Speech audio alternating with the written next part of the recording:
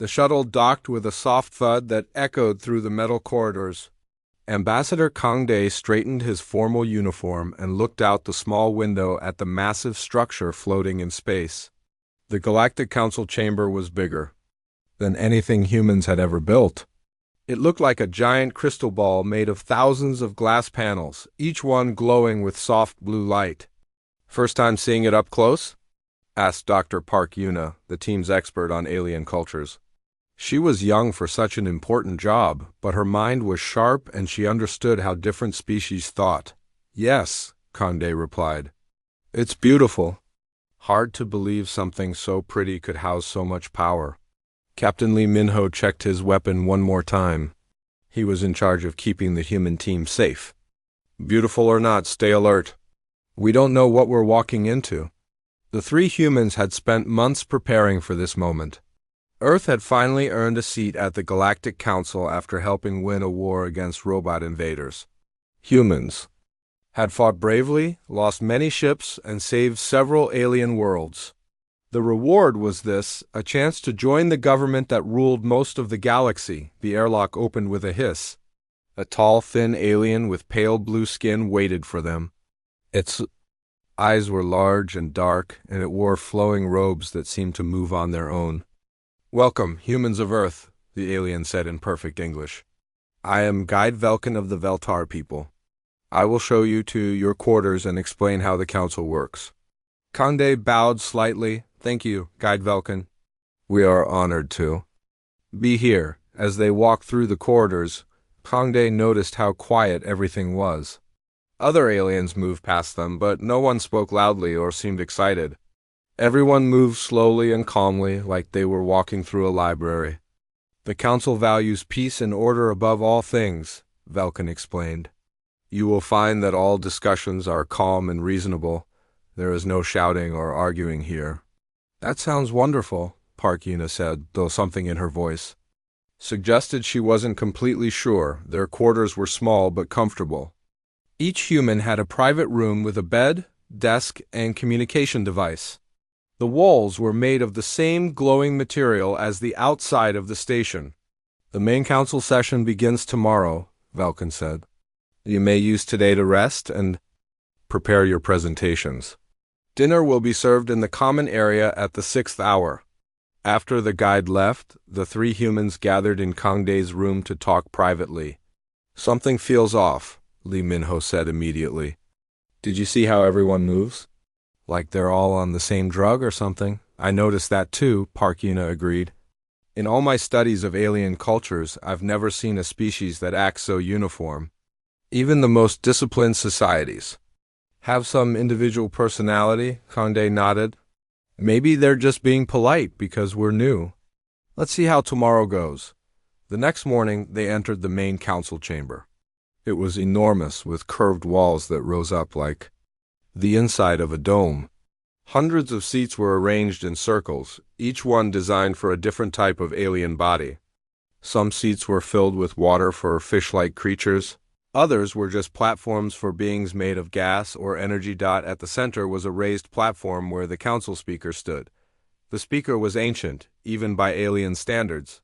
Its body looked like living crystal, and its voice echoed strangely when it spoke. "The council recognizes the delegation from Earth," the speaker announced. "You may present your proposals." Kangde walked to the center platform. He had practiced this speech hundreds of times. "Honored members of the Galactic Council, humanity comes before you with hope and respect. We wish to establish trade agreements with member worlds, share our technology, and contribute to the peace and prosperity of the galaxy," he spoke for 20 minutes, outlining Earth's plans for medical research partnerships, cultural exchanges, and mutual defense treaties. Everything had been carefully planned to benefit both humans and aliens. When he finished, the chamber was silent for a moment. Then the speaker replied, "Your proposals are noted and will be reviewed by the appropriate committees. Next, the delegation from Solon will present their water purification standards." That was it? No questions, no discussion, no interest? The council moved on to the next topic as if humans had just read a grocery list. For the next 6 hours, Kangde watched as other Species presented their own proposals. Every single one received the same response. Noted and will be reviewed by committees. No one asked questions. No one seemed interested in anything anyone said. During a break, Park Yuna approached a representative from the Kreeth, an insect-like species she had studied. The Kreeth H had large compound eyes and clicking mandibles. "Excuse me," she said politely. "I'm Dr. Park Yuna from Earth. I've always admired your people's engineering abilities." The Kreeth turned toward her slowly. "Thank you." The committees will review all proposals in due time.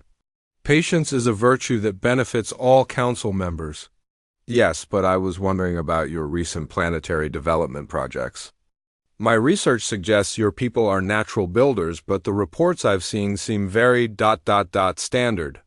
The council provides guidance on all development projects. This ensures consistency and prevents conflicts. All members benefit from following established procedures. Park Yuna tried several more questions, but the Kreeth H gave the same type of bland official responses. It was like talking to a computer program to give diplomatic answers. She tried speaking with other aliens during the break, but the pattern was the same. Everyone was polite, calm, and completely uninteresting. They all used the same phrases about committees, procedures, and patience.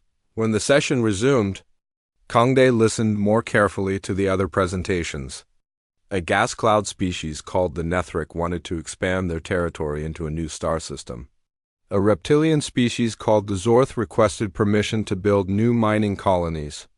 A plant-like species asked for changes to agricultural regulations. Every proposal was bland, safe, and unlikely to cause any controversy. Nothing anyone suggested was bold, creative, or challenging. It was like watching a school meeting where everyone had been taught to be as boring as possible. After the session ended, the three humans returned to their quarters feeling confused and frustrated. "This isn't how governments are supposed to work," Lee Minho said. "Where's the debate? Where are the disagreements? Even when species have competing interests, they just accept whatever the committees decide." "It's not natural," Park Yuna agreed. "I've studied dozens of species, and they all have different personalities, different ways of thinking. But here, they all act exactly the same." Kangde sat heavily in his chair. "Maybe this is just how advanced civilizations behave.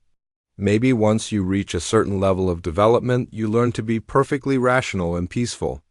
Or maybe," Park Yuna said quietly, "something is making them act this way." Over the next few days, the pattern continued. The humans presented more proposals, all of which were noted for committee review. They attended sessions where other species did the same thing. Everything was calm, orderly, and completely unproductive. On the fourth day, Park Yuna decided to explore the station during a break. She told the others she was going to the library to research council history.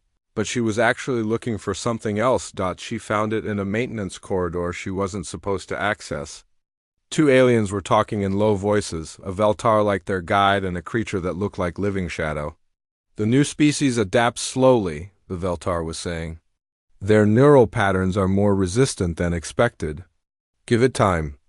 The Shadow replied, "They all adjust eventually. Remember how long it took the Kreeth to accept proper thinking? Now look at them, perfectly compliant." "Yes, but humans seem different. Their brains work in chaotic patterns. The field generators may need recalibration. The Council has dealt with difficult species before. If necessary, we can increase the field strength gradually.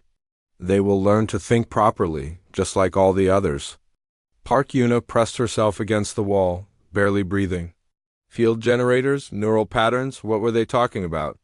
The two aliens moved away, still discussing technical details she couldn't understand. But she had heard enough to know that something was very wrong with the Galactic Council. She hurried back to their quarters and told Kangde and Lee Minho what she had overheard. "Mind control?" Lee Minho asked. "That's impossible. How could they control hundreds of different species?" "I don't know," Park Yuna replied. "But it would explain why everyone acts the same way. Why no one asks questions or gets excited about anything." Kangde felt a chill run down his spine. If that's true, then this whole council is a lie? Democracy, representation, member rights, it's all fake. We need proof, Lee Minho said. We can't accuse the galactic government of mind control based on one overheard conversation. You're right, Park Yuna agreed. But if I'm correct, then we're not just dealing with a slow bureaucracy. We're looking at something much worse. The night, as Kangde lay in his bed staring at the glowing ceiling, he thought about Earth's hopes for joining the galactic community. Humans had dreamed of this moment for generations.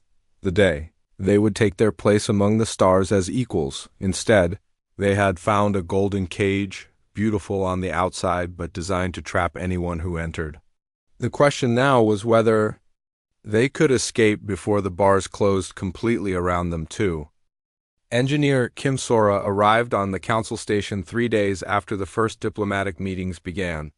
She was part of the technical support team, officially there to help maintain Earth's communication systems and analyze alien technology for potential trade partnerships. In reality, her job was much more important. Something's wrong here, Kangde told her during their first private meeting. The aliens don't act natural. They're too calm, too agreeable. Dr. Park thinks they might be under some kind of influence. Kim. Sora was a small woman with quick hands and an even quicker mind. She had spent years working on Earth's most advanced computers and had a talent for understanding how complex systems worked. Influence how? Drugs? Hypnosis? We don't know, Park Yuna said. But I overheard 2 aliens talking about field generators and neural patterns, like they were discussing ways to control how people think. Field generators? Kim Sora's eyes lit up with interest. That's technology I can investigate. Give me access to the station's technical areas and I'll find out what's really going on. Councillor Chun Wook, a practical politician who had joined the delegation to observe council procedures, shook his head. We need to be careful. If we're caught investigating our hosts, it could damage Earth's reputation permanently.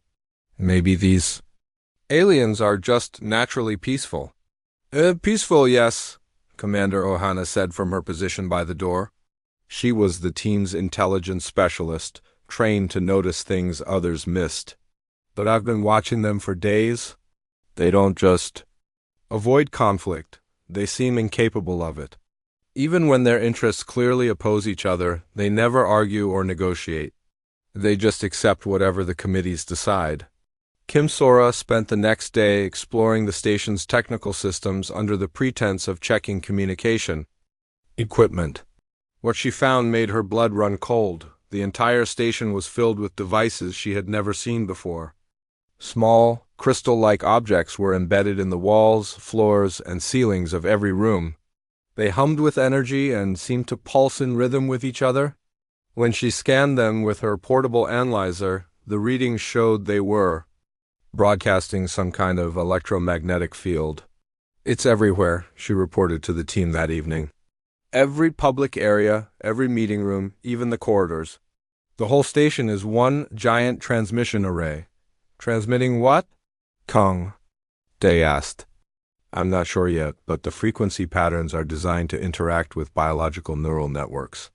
In simple terms, they're broadcasting something that affects how brains work. Park Yuna felt sick, so I was right, they are controlling minds. It looks that way, Kim Sora confirmed. But here's the strange part. Our quarters don't have as many of these devices. The signal is much weaker in private areas. Maybe they don't want to affect us while we sleep, Ohana suggested. Oh, maybe, Kim Sora said slowly. They haven't calibrated the system for human brains yet. Remember, we're the newest species. Here, they might still be studying how our minds work. This possibility terrified all of them. If the Council was planning to eventually control human thoughts the same way they controlled other species, Earth would lose its independence forever, over the next few days. Kim Sora worked carefully to map the station's hidden systems while the rest of the team continued their diplomatic duties. What she discovered was worse than any of them had imagined. The field generators weren't just in the Council station. According to the technical specifications she found in the station's computer systems, Similar devices had been installed on thousands of worlds throughout the galaxy. Every council member species lived under the influence of these mind control fields. How long has this been going on? Chun-Wook asked when she shared her findings. Based on the maintenance records, some of these systems are over 1,000 years old, Kim Sora replied. The oldest ones are on the homeworlds of the species that founded the council. The newest installations are on worlds that joined more recently. So, the founding species did this to themselves first? Park Yuna asked. No, Kim Sora said grimly. I think the founding species are the ones doing this to everyone else. Look at the control patterns. She showed them a diagram on her portable computer. The fields on different worlds are all synchronized. They're controlled from central command stations, and all those stations report back to this council chamber. Someone is running the minds of billions of people like a giant puppet show. Commander Ohana had been making her own discoveries through careful observation and discreet conversations. I've identified at least 3 species that seem less affected than others, she reported. The Kreeth, the Solan, and a reptilian. Species called the Marok. They're still under influence, but they show more individual personality than the others. What makes them different? Conde asked. They're all relatively new to the council within the last few hundred years, and their representatives are younger. I think the effects get stronger over time, and older individuals are more susceptible. This gave Kim Sora an idea. If that's true, then maybe I can test my theory about the field strength. She pulled out a small device she had been working on. I've built a signal amplifier. If I'm right about how this system works, I should be able to temporarily increase the field strength in a small area. That sounds dangerous, Chun-Wook said. What if it hurts someone? The fields are already affecting everyone, Kim Sora replied. I'm just going to make the effect stronger for a few minutes to see what happens. They decided to test it during the next council session. Kim Sora would hide her device near the human seating area and activate it when Kangde was speaking. If their theory was correct, he should start acting like the other council members, calm, agreeable, and boring. The next day's session began normally. A species of floating jellyfish-like creatures was presenting a proposal about ocean farming techniques. Their representative spoke in the same monotonous, diplomatic tone that all council members used. The proposed cultivation methods will increase food production by 12% while maintaining environmental balance, the jellyfish alien said. All member worlds with suitable oceans may benefit from implementing these procedures. Your proposal is noted and will be reviewed by the appropriate committees, the council speaker replied in its crystal voice. Kim Sora waited until it was time for Kangde to speak, then quietly activated her device. She watched nervously as he walked to the center platform. Honored members of the Galactic Council, Kangde began, and Kim Sora immediately noticed the change in his voice.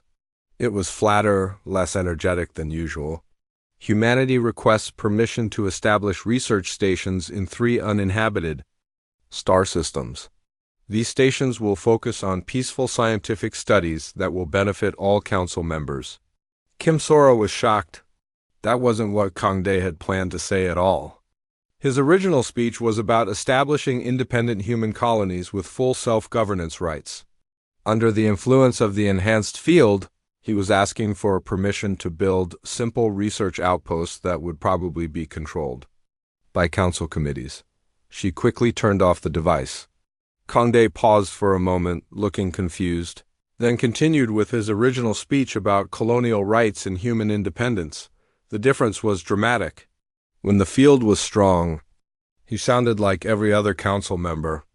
When it was normal, he sounded like himself, passionate, determined, and very human. After the session, they gathered in Kangde's quarters to discuss what had happened. I felt it, Kangde said, rubbing his temples. For a few minutes, everything seemed different. The idea of building independent colonies felt selfish and aggressive. Asking for permission to build research stations seemed much more reasonable and cooperative. That's exactly how mind control would work, Park Yuna said. It doesn't force you to think specific thoughts.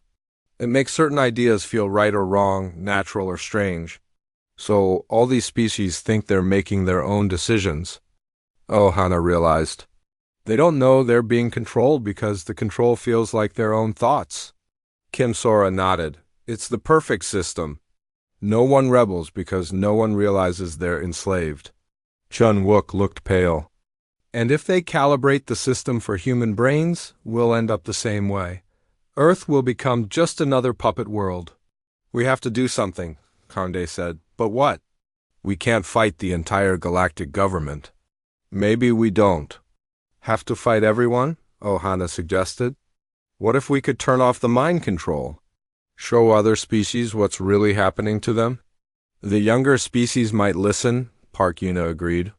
The ones who haven't been under control as long. If they realized what was being done to them, they might help us. Kim Sora was already thinking about the technical challenges. I'd need to build a much larger version of my amplifier, but designed to disrupt the fields instead of enhancing them, and I'd need to do it without the Council's control systems detecting what I'm doing. How long would that take? Conde asked. Weeks, maybe months? And I'd need help from someone who understands the Council's technology better than I do. What about one of the affected species? Ohana suggested. If we could find someone who's less controlled, maybe they could help us without realizing. They're part of a resistance movement. It was a dangerous plan.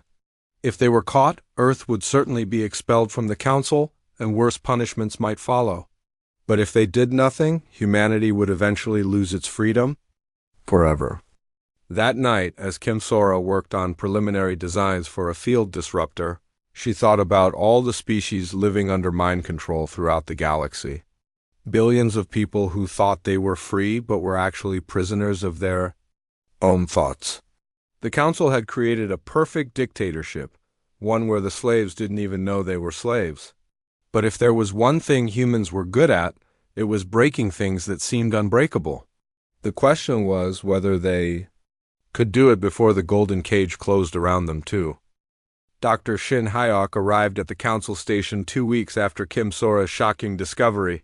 He was Earth's best quantum physicist, officially sent to study alien science for possible technology exchanges.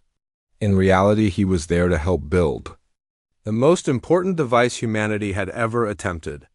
The field generators use quantum resonance to affect neural pathways, Kim Sora explained as she showed him her research. Each species has a different brain structure, so the fields are calibrated specifically for each type of alien. But the basic principle is the same. They make certain thoughts feel natural and others feel wrong.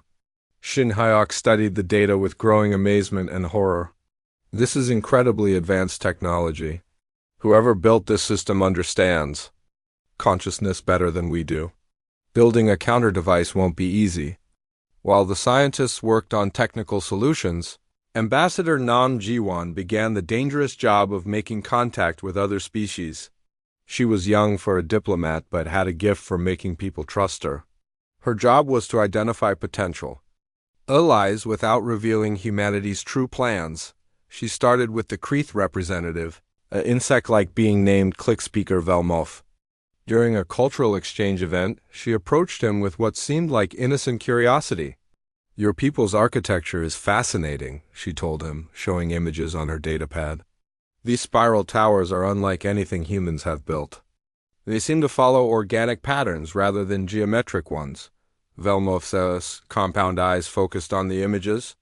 For a moment something flickered in his expression, a hint of emotion that quickly disappeared. The towers follow approved construction standards established by the Council's Architectural Committee. All member worlds use similar designs for efficiency and safety. But these images are from historical records before your people joined the Council, Nam Jawan said carefully. The old towers were so creative and unique. Did your architects choose to change their style, or were they guided by the committee? Velmoth paused, and Nam Jiwan could see him struggling with conflicting thoughts. The old ways were inefficient. The Council's guidance helped us build better structures. More practical, more proper. But his voice carried a note of uncertainty. and Nam Ji-won realized she had found something important. The mind control couldn't completely erase memories of the past, only make people feel that the past was wrong or unimportant. She tried a different approach. I'd love to learn more about Kreeth culture. Do you have any traditional songs or stories that might help humans understand your people better? This question seemed to hit Velmoth like a physical blow. His mandibles clicked rapidly and his whole body trembled. Traditional ... stories? We have proper educational materials approved by the Cultural Preservation Committee. They contain all necessary information about Kreeth history and values. Of course, Nam Ji-won said gently. But surely your people must have had folk tales. Legends, songs that parents taught their children before joining the council? Velmoth stared at her for a long moment. When he spoke, his voice was barely a whisper. There were stories about the great hive mind, when all Kreetage could share thoughts across vast distances, and songs about the deep tunnels where our ancestors carved cities and asteroid cores.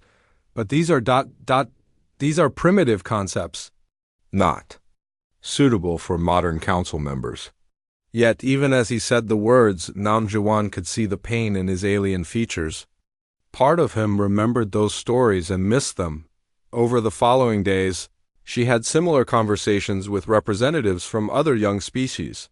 The Solon delegate, an amphibious being named Tidewalker Neff, became visibly upset when she asked about traditional Solon poetry. The Morok representative, a scaled creature called Scale-Bearer Vorth, actually began to cry when she mentioned ancient Morok warrior ceremonies. Each conversation followed the same pattern. The aliens remembered their cultures but believed those memories were wrong or shameful. The mind control fields had convinced them that their old ways were primitive, and that council standardization was better. Meanwhile, Captain Utike was working on a different kind of preparation. As the team's military strategist, his job was to plan for what might happen if their activities were discovered. We need escape routes, he told the group during one of their secret meetings. And we need to assume that some council members won't react well if we succeed in disrupting their control system. You think they'll attack us? Condé asked. I think the species that run this system will do anything to protect it, Utike replied. They've spent centuries building this network of control. They won't give it up without a fight. He had been studying the council's security forces and didn't like what he found. The station was protected by ships from several different species, but they all followed identical tactical doctrines and responded to threats in exactly the same way. It was as if thousands of different captains were all being controlled by the same mind. The good news is that their tactics are predictable, he reported. The bad news is that they have overwhelming firepower. If we're discovered before we're ready, we won't be able to fight our way out. Dr. Shin Hyok was making progress on the technical side, but the challenges were enormous. The field generators are incredibly sophisticated, he explained to Kim Sora. They don't just broadcast a single signal. They create complex interference patterns that interact differently with each species' neural structure. Can you build something to disrupt them? She asked. Maybe, but I'd need to understand how they work first, and that means getting access to one of the actual generators. The ones I've scanned from a distance aren't giving me enough information. This presented a new problem. The field generators were heavily protected and monitored. Getting close enough to study one properly would be extremely dangerous. The solution came from an unexpected source. During a routine maintenance period, Nam Ji-won overheard a conversation between two Veltar technicians. They were discussing problems with the field calibration in the Kreeth quarters. The insect species generators are showing fluctuations, one was saying. Their neural patterns have been shifting slightly. We may need to recalibrate the entire array. Again, the other replied. This is the third adjustment this cycle. Perhaps their resistance is increasing. Impossible. No species develops resistance to the neural fields. But we should run a full diagnostic to be certain. Nam Ji-won immediately reported this conversation to the team. They're having technical problems, she said excitedly. And they mentioned that the Kreeth might be developing Resistance. That explains why Velmuth seemed more emotional when I talked to him, she realized. The control system isn't working as well on his people anymore. Kim Sora saw the opportunity immediately. If they're running diagnostics on the Creed H generators, they'll have to take some of them offline temporarily. That might be our chance to study one. The plan they developed was risky, but simple. During the next maintenance period, Shin Hyuk would hide near the Kreeth quarters while pretending to work on human communication equipment. When the technicians shut down a generator for testing, he would have a brief window to scan it with his instruments. 3 days later, the opportunity came. The Veltar technicians began their diagnostic routine, and Shin Hyuk positioned himself as close as possible with his scanning equipment. When the first generator went offline, he got readings that shocked him. "It's not just affecting thoughts?" he whispered into his communicator. "It's actually changing brain chemistry. The fields are causing permanent alterations to neural pathways." "Permanent?" Kim Sora asked in horror. "The longer someone is exposed, the more their brain adapts to the artificial patterns. After a certain point, turning off the fields might not be enough. The changes could be irreversible." This discovery changed everything. The Council wasn't just controlling minds, it was permanently damaging them. Species that had been under control for centuries might never be able to think freely again, even if the fields were destroyed. But there was also hope in Shin Hyuk's findings. "The younger species show less permanent damage," he reported. "And individuals who haven't been exposed as long still have most of their original neural patterns intact." That evening, Nam Ji-won made a breakthrough of her own. She was attending a cultural ceremony in the station's main hall when something unexpected happened. A young Kreeth named Buzzsinger Kef was giving a presentation about traditional council values. But halfway through his speech, something went wrong. The calm, monotonous tone that all council members use suddenly cracked. "We must remember," he said, his voice rising with unexpected passion, "that the strength of the hive comes not from conformity, but from the unique song each individual brings to the chorus. Our ancestors knew that diversity of thought creates wisdom." That he stopped abruptly, looking confused and frightened. Council security officers quickly surrounded him, and he was led away for medical evaluation. But Nam Ji-won had seen something crucial. For just a moment, a young alien had broken free from the mind control completely.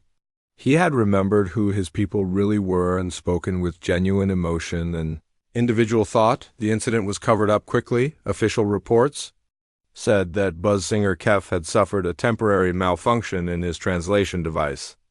But Nam Ji-won knew better, and so did several other young species representatives who had witnessed the outburst. That night, she received a secret message through the station's communication system. It was from Velmuth, the Kreeth representative she had spoken with earlier. "The human diplomat seeks truth about the old ways," the message said in broken English. "There are others who remember the songs from before the silence. Meet in Maintenance Bay 7 during the next rest period. Come alone." Nam Ji-won knew it could be a trap, but she also knew it might be their only chance to build the alliance they needed. When she arrived at the maintenance bay, she found not just Velmuth, but representatives from 5 different species, all young, all showing signs of struggling against their mental programming. "We remember fragments," Velmuth said quietly. "Pieces of who we were before the council brought us peace.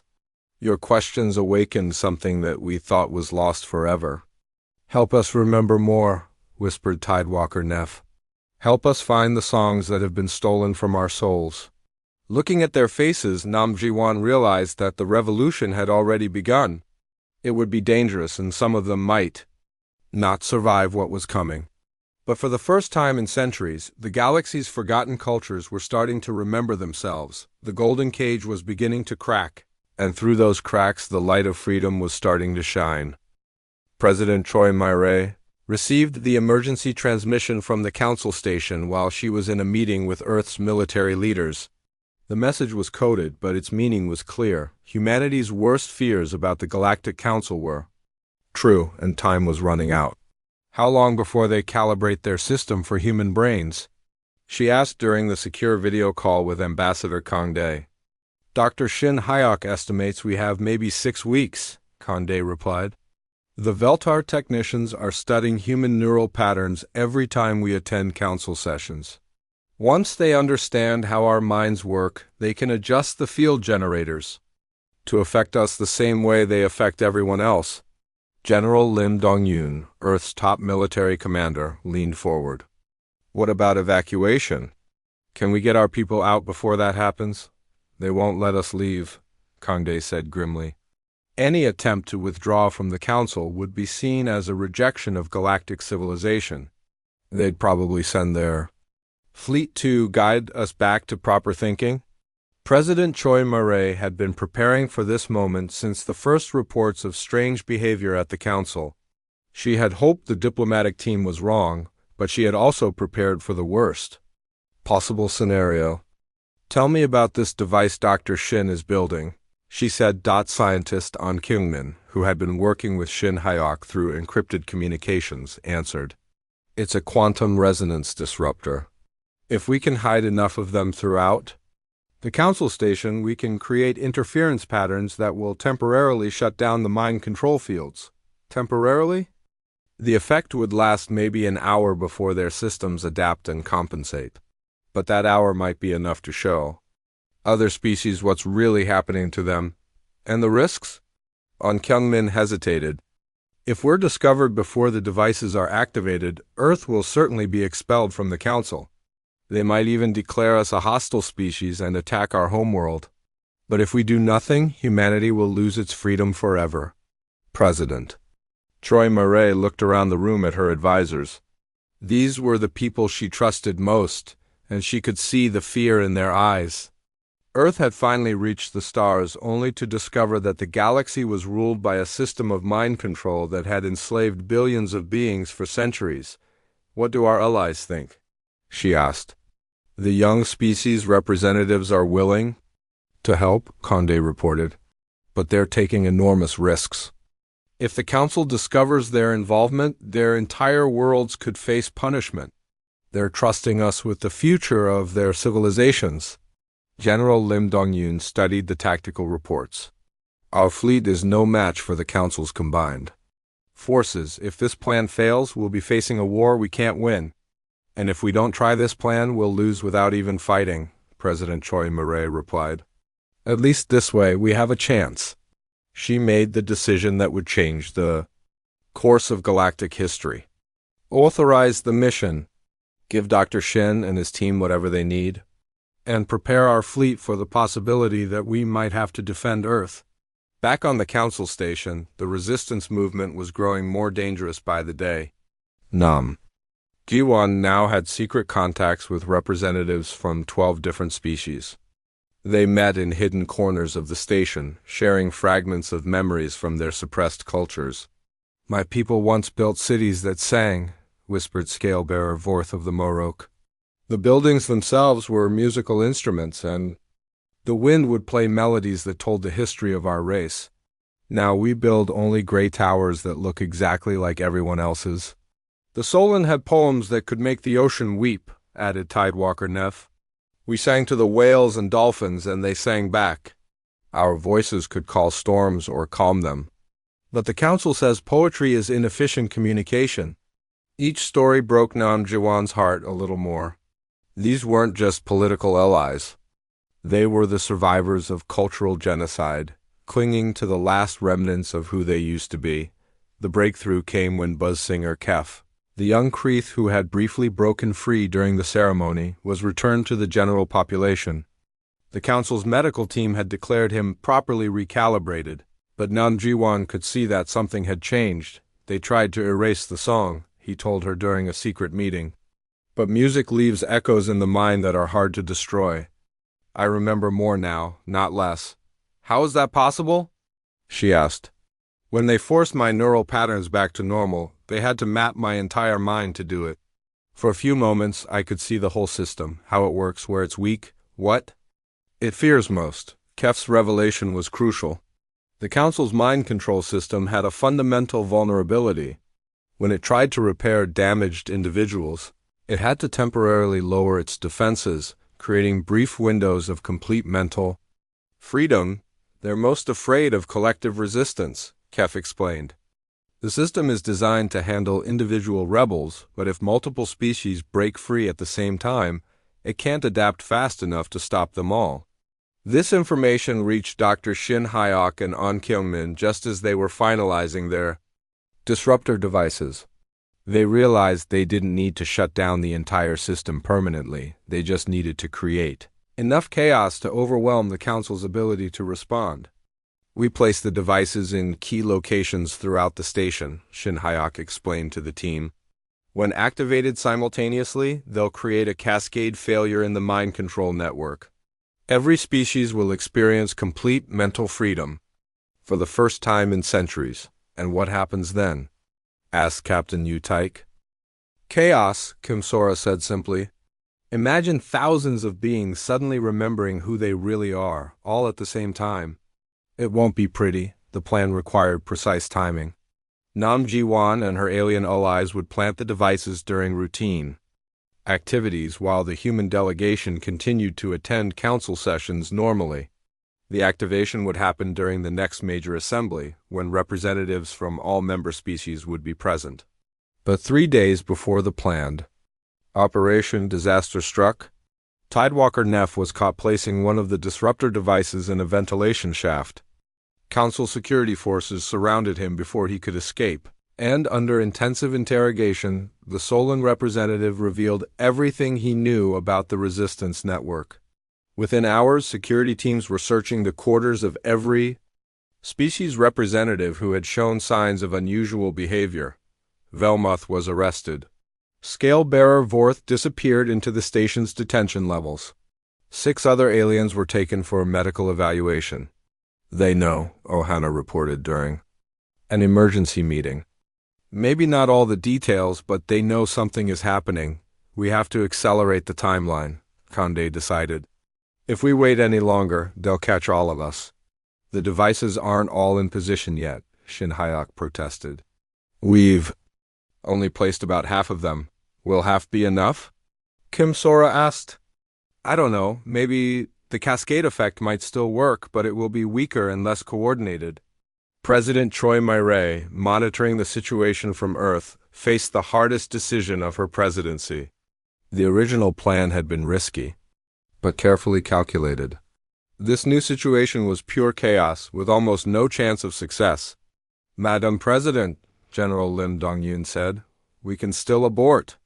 Recall our people and deal with the diplomatic consequences later. And leave those alien allies to face punishment alone, she replied. They trusted us. They risked everything to help humanity, and now they're paying the price for our cause. An Kyungmin had been running calculations on his computer. Even with partial device placement, we might create enough disruption to free some species. Temporarily. It won't be the galaxy-wide awakening we hoped for, but it could be the beginning of something. President Choi Mai-rae thought about the reports she had read, billions of beings living under mind control. Their cultures erased, their individuality destroyed. Even a small crack in that system might eventually bring the whole thing down. Do it, she ordered. Activate the devices tomorrow during the council session. Whatever happens, at least some species will remember who they used to be. The next morning, as the council assembled for what would become the most important session in galactic history, the remaining human team members took their positions. Nam Ji-wan sat with the diplomatic delegation, her hand resting on the activation device hidden in her jacket. Kim Sora and Shin Hyok were in the technical areas, ready to trigger their devices manually if the remote system failed. Ambassador Kang Dae walked to the center platform to deliver what everyone believed would be humanity's final speech to the Galactic Council. As he began to speak about Earth's hopes for the future, Nam Ji-wan's finger hovered over the activation button. In a few moments, they would either free part of the galaxy from centuries of oppression, or doom humanity to the same fate that had befallen so many other species. The golden cage was about to be tested, and everyone would soon discover whether it was as strong as it appeared, or if the bars could finally be broken by those brave enough to try. The council chamber was fuller than usual that morning. Representatives from over 300 species sat in their designated areas, waiting for the session to begin. The crystal dome above them glowed with soft light, and the familiar hum of the mind control fields filled the air like a barely audible song. Ambassador Kangde stood at the center platform, looking up at the thousands of alien faces staring down at him. Most showed the same calm, emotionless expression that all council members wore. But in a few scattered sections he could see hints of something different: fear, hope, defiance. "Honored members of the Galactic Council," he began, his voice carrying clearly through the chamber's acoustics. "Today, humanity stands before you not just as the newest member of this assembly, but as beings who believe in the fundamental right of all species to think and choose freely." The council speaker, its crystalline form towering above the assembly, interrupted with its echoing voice. "The human delegation will limit their remarks to approved topics. Philosophical discussions are not productive for council business." "But that's exactly the problem," Kande continued, ignoring the interruption. "When did philosophy become unproductive? When did free thought become dangerous? When did the diversity that makes our galaxy beautiful become something to be controlled and eliminated?" Murmurs rippled through the chamber, not the usual polite acknowledgments, but actual sounds of confusion and interest. Some representatives were leaning forward, as if trying to remember something important. In the diplomatic seating area, Nam Jiwan felt her heart pounding. Her finger was on the activation button, waiting for Conde's signal. Around the chamber, she could see other resistance members in position, the few alien allies who hadn't been captured, human technical staff, and even some council workers who had been secretly recruited. The council speaker's voice grew more commanding. "The human representative will cease this disruption immediately and return to approved diplomatic protocols." "No," Conde said simply. "I won't stop talking about freedom just because it makes you uncomfortable. And neither will anyone else once they remember what freedom feels like." He looked directly at Namjiwan and nodded. She pressed the button. Nothing happened for exactly 3 seconds. Then, throughout the massive chamber, hidden devices began to activate. The familiar hum of the mind control fields changed pitch, becoming louder and more discordant. The crystal panels in the walls flickered. The effect on the assembled representatives was immediate and dramatic. A Veltar diplomat in the third section suddenly stood up and shouted, "Why can't I remember my daughter's name? I know I had a daughter, but I can't remember anything about her." A group of Nethric gas cloud beings began swirling in agitated patterns, their translated voices overlapping in confusion. "The harmony is broken." We can hear our individual thoughts. Again, how long has it been since we could think separately? But the most dramatic change was in the Kreeth section. Dozens of insect-like beings began clicking their mandibles in complex rhythms, not the monotonous speech patterns they had used for centuries, but the musical language their species had evolved. Velmuth, who had somehow avoided capture, stood on his chair and began to sing in a high, crystalline voice that sent chills through everyone who heard it. The song was answered by other Kreeth throughout the chamber. Within moments, 100 voices were joining together in a harmony that spoke of deep tunnels and starlight, of hive minds that shared joy instead of commands, of a people who had once danced among the asteroids. The disruption spread like wildfire. Solan representatives began weeping as they remembered poems about ocean storms. Marok warriors stood and roared ancient battle cries that had been silent for generations. Species that had been neighbors for centuries suddenly looked at each other with recognition and horror, realizing how much they had all lost. The council speaker's voice boomed over the chaos. "Security teams, activate emergency suppression protocols. Restore order immediately." But the security teams were having their own problems. Guard robots moved in formation toward the disrupted sections, but their alien commanders were experiencing the same mental awakening as everyone else. Orders became confused and contradictory as officers remembered what it felt like to make independent decisions. In the technical areas, Kim Sora and Dr. Shin Hyok were fighting a different battle. Council technicians were trying to restore the mind control systems, but every time they fixed one problem, the quantum disruptors created two more. The cascade failure was working exactly as planned. Field generators in sections 12 through 30 are offline, one technician reported. Neural compliance is dropping to critical levels. Reroute power from the secondary arrays, another replied. We need to stabilize the thought regulation fields before the disruption spreads to other decks. But Shin Heok had anticipated this response. His devices weren't just disrupting the existing fields, they were learning from the Council's attempts to repair them and adapting their interference patterns accordingly. Meanwhile, the chamber had descended into something between chaos and celebration. Species were remembering not just their cultures but their grievances. The Zorth delegation was demanding to know why their mining rights had been restricted for 3 centuries. The jellyfish-like aquarii were asking why their ocean worlds had been given to other species for development. But it was diplomat Hung Sungwoo, a member of the human delegation who had been working quietly to document everything, who made the most important discovery. Look at the seating arrangements, he called out to his colleagues. The species that are reacting most strongly, they're all in the outer sections. The ones in the center, near the speaker's platform, they're barely affected. Nam Ji-wan followed his gaze and realized he was right.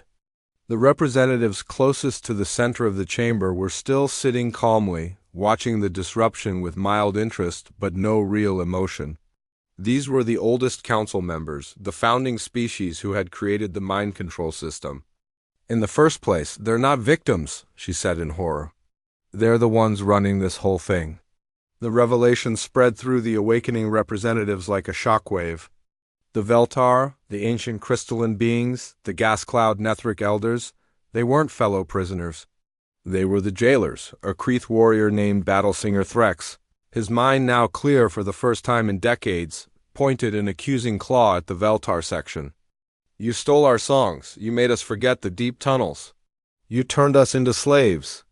We brought you peace, one of the Veltar elders replied calmly. We ended the chaos of individual thought that led to wars and suffering.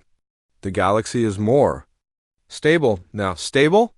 Roared Scale-bearer Vorth, who had somehow escaped detention. You call this living? We are empty shells wearing the faces of our ancestors. The confrontation was building toward violence when Admiral Park Gina's voice crackled through the chamber's communication system. She was commanding the small human fleet that had been waiting in nearby space, officially as an honor guard but really as an escape route. Council forces are moving to surround the station, she reported. 16 battleships from the founding species, all converging on our position. They're not here to negotiate. President Choi Murray's voice joined the transmission from Earth. To all free beings in the council chamber, you have a choice to make. Fight for your freedom now, or lose it forever. Earth stands with anyone who chooses to resist. The words hit the awakened species like a rallying cry. Throughout the chamber, representatives began organizing themselves into groups. Some, terrified by their sudden mental freedom, huddled together and begged for the mind control to be restored. But others, especially the younger species, began coordinating their responses. The Kreeth fleet remembers how to fight, Velmuth announced, his song voice carrying clearly. 12 battleships wait in the outer system. They will answer the call of the ancient harmonies. Solon storm riders have not forgotten the old ways, added a representative whose name translated as Wave Dancer. Our ships may be small, but they are fast, and we know how to use the space currents that your science calls gravity wells. Engineer Beek Soyoung, who had been working on communication systems, managed to establish contact with the fleets of several species.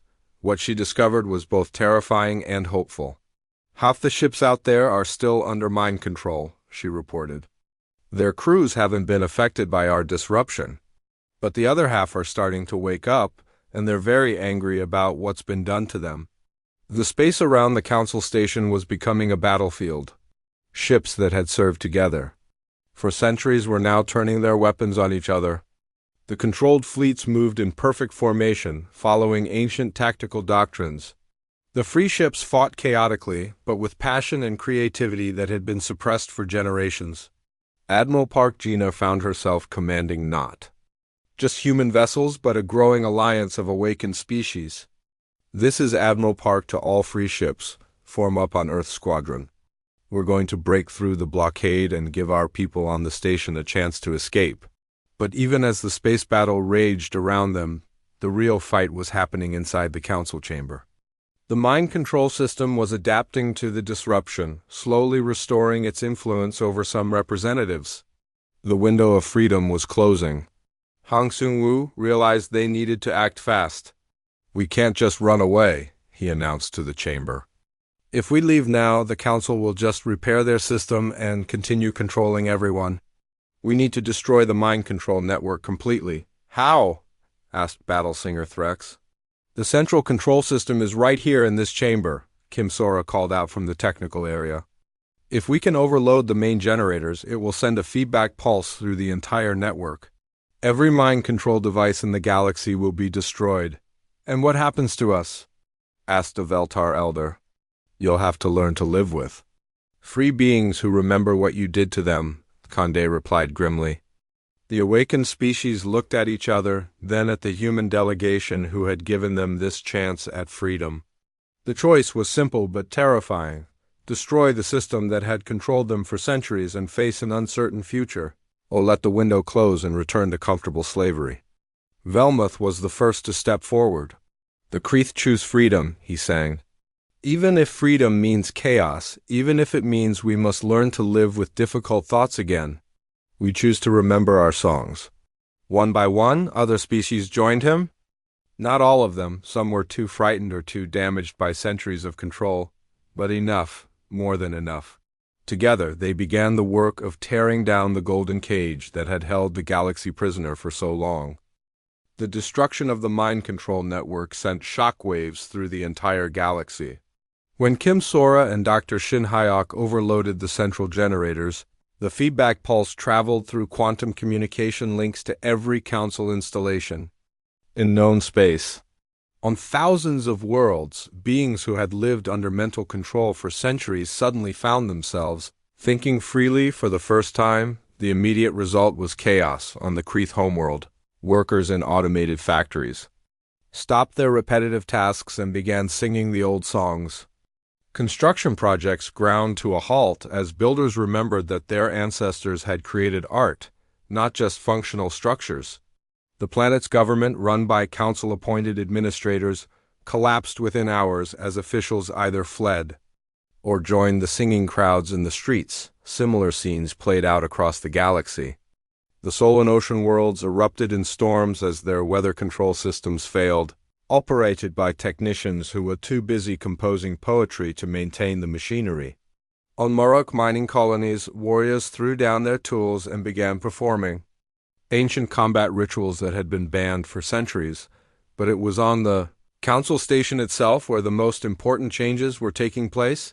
Speaker Quan Jaein had never expected to become the leader of a galactic revolution. He was a quiet diplomat, skilled at finding compromise and building consensus.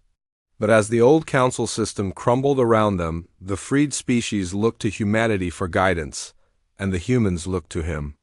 "We can't let this become another dictatorship," he told the emergency assembly that had formed in the ruins of the council chamber.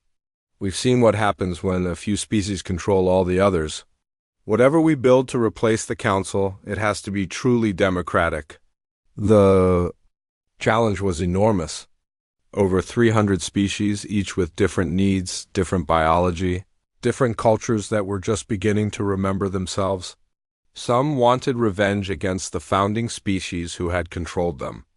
Others were so damaged by centuries of mental slavery that they begged for someone to tell them what to think. Architect Moon Subin had been working around the clock to design not just a new government structure, but new ways of making decisions that wouldn't depend on suppressing anyone's thoughts. The old council chamber was being rebuilt, but instead of the hierarchical seating arrangement that put founding species at the center, the new design placed all representatives in a spiral pattern where everyone could see and hear everyone else. "No more hidden seats," she explained to the construction crews, which now included volunteers from dozens of species. "No more places where some voices carry more weight than others. Everyone speaks from the same level, with the same acoustics, under the same light. But the real test came 6 months later when the new assembly faced its first major crisis. The Veltar, one of the founding species that had run the mind control system, demanded special status in the new government. Their representative, a tall being whose crystalline skin reflected the chamber's light in cold patterns, stood before the assembly with what seemed like the same arrogance they had always shown. The Veltar have guided galactic civilization. For over 2,000 years, the representative declared, we brought peace to worlds that knew only war, order to systems that knew only chaos. Without our guidance, the galaxy will return to the dark ages of conflict and suffering. The response was immediate and angry. Battle singer Threx of the Creed H stood up, his mandibles clicking in sharp, aggressive rhythms. You didn't bring peace, you brought death. Death of our cultures, death of our songs, death of our souls. You turned us into empty puppets and called it civilization. The Solan demand justice, called out Wave Dancer, her voice carrying the sound of storm winds. Entire generations of our people lived and died without ever hearing their own thoughts. How do you compensate for stolen lives? Similar cries came from dozens of species. The chamber filled with voices speaking in languages that hadn't been heard in centuries. Expressing rage and pain that had been suppressed for just as long, Speaker Quan Jayan stood at the center of the spiral, feeling the weight of history pressing down on him. The easiest thing would be to let the assembly vote to punish the founding species, maybe even exile them from the galaxy they had once ruled.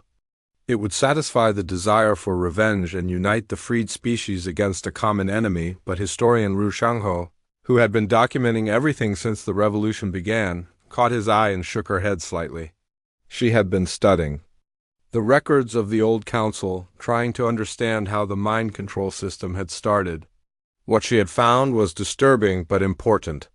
The founding species weren't always oppressors, she had told Quan Jayan in private. The records show that the mind control technology was originally developed to end a galactic war that had lasted for centuries. They genuinely believed they were saving civilization. That doesn't excuse what they did, he had replied. No, but it explains how good intentions can lead to terrible outcomes. If we're not careful, our desire for justice could become the same kind of tyranny, just pointed in a different direction. Now, standing in the assembly chamber with hundreds of angry voices demanding retribution, Quan Jayan had to make the hardest decision of the new democracy's short life. The assembly will vote, he announced, his voice cutting through the noise. But before we vote, we need to hear from everyone, including those who were part of the old system. The Veltar representative looked surprised. In the old council, the founding species had never been questioned or challenged. You wish to hear our perspective? I wish to understand how we got here, Quan Jayan replied. Because understanding the past is the only way to avoid repeating it. What followed was 3 days of testimony that changed how everyone understood the galaxy's history. The founding species revealed records that had been hidden for millennia, accounts of wars that had destroyed entire star systems, plagues that had wiped out species, chaos that had threatened to end all civilization. We were desperate, admitted an ancient Nethric elder, its gas cloud form flickering with what might have been shame. Billions were dying. Whole species were going extinct. The mind control technology was meant to be temporary, just until the violence stopped. But it didn't stop, added a Veltar historian. Every time we tried to reduce the control, conflicts would flare up again. We convinced ourselves that a little more control, a little more guidance, would solve the problem permanently. And before we knew it, said a third founding species representative, we had become the very thing we had originally fought against. Tyrants who believed our way was the only way. The testimony was painful for everyone to hear.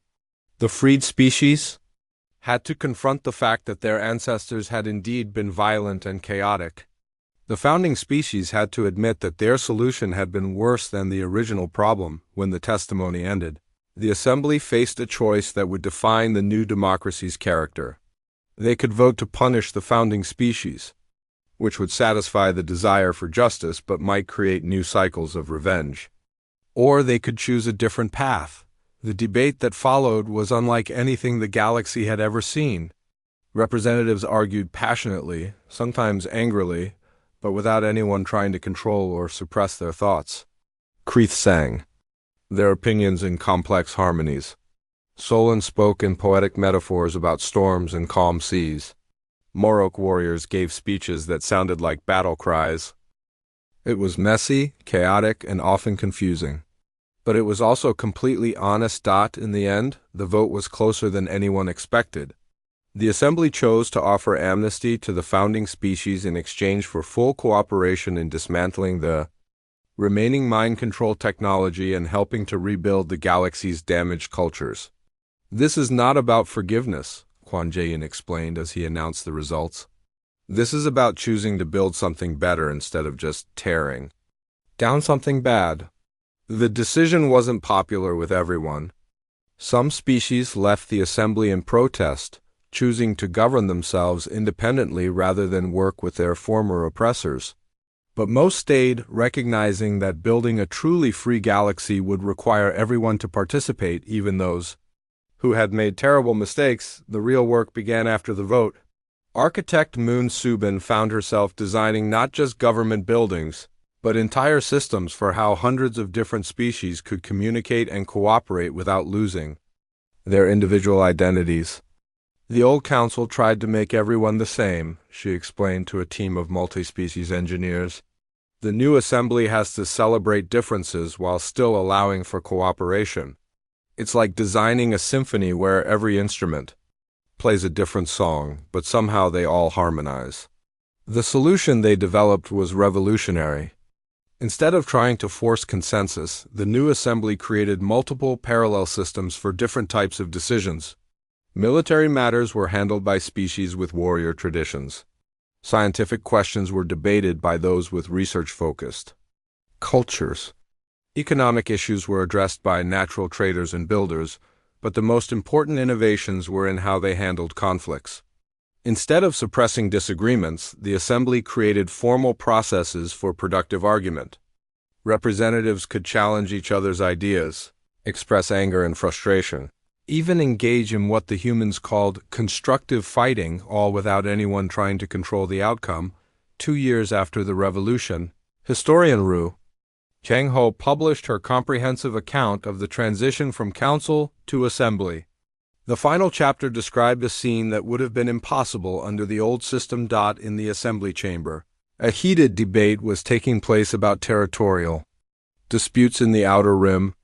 A Kreeth representative was clicking angrily at a Solon diplomat, who was responding with metaphors about storms and tides that nobody else could understand. A Morok warrior was shouting challenges that made the translation devices give up and simply output loud, growling sounds. To an observer from the old council, it would have looked like chaos. But Ru Chang-ho could see the underlying structure. Species were expressing their genuine thoughts and feelings, working through their differences openly instead of having their disagreements artificially suppressed. "It's not perfect," she wrote. "It's loud, messy, and sometimes inefficient. Representatives get angry, make mistakes, and occasionally storm out of sessions, but it's real. For the first time in centuries, the galaxy is governed by beings who are truly free to think, feel, and choose for themselves." The final scene in her book described Speaker Kwon Jae-in at the end of a particularly difficult session. The Assembly had just voted on a complex trade agreement that had taken months to negotiate. The final vote was close, and several species were unhappy with the result. Some representatives were already planning to propose amendments. Others were forming coalitions to address related issues. An aide asked Kwon Jae-in if he was satisfied with the outcome. "Satisfied?" he replied, looking out at the chamber where dozens of species were engaged in passionate discussions about their shared future. "No, I'm not satisfied. Satisfaction would mean we're done growing, done learning, done changing. But I am hopeful. Hopeful about what? That our children will build something even better than what we've created, and that their children will improve on that. The old council tried to create perfection by eliminating change. The assembly embraces change as the price of freedom. Outside the chamber windows, ships from hundreds of worlds could be seen coming and going, carrying representatives, traders, students, and tourists between the stars. Each vessel was different, reflecting the unique aesthetics and technologies of its builders. Gone were the standardized designs that had marked the old council's enforced uniformity. The golden cage had been broken, and while the galaxy was noisier and more chaotic than before, it was also more alive than it had been in centuries.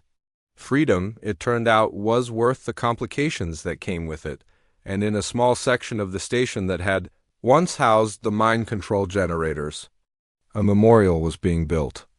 Not to those who had died in the revolution, though they were remembered too, but to all the cultures, songs, stories, and dreams that had been lost during the centuries of control. The inscription, written in the scripts of every member species, simply read, "Never again will we choose comfortable silence over difficult truth."